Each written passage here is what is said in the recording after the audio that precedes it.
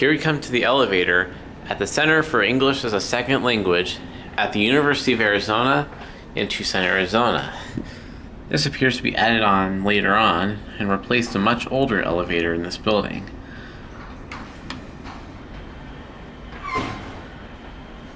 Possibly one very similar to the one in the communications building next door.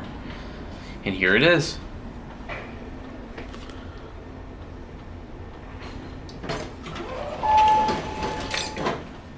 Let's get our cab view. It's got EPCO SurvivorPlus Vandal Resistant fixtures, JAL interlock, and we'll go up to 2. Here we go.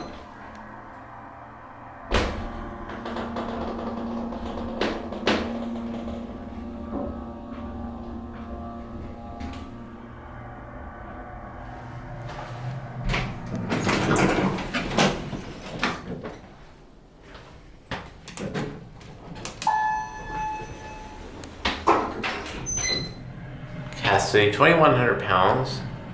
ADA compliant phone. Built ADA compliant phone. That was unexpected. Slam shut.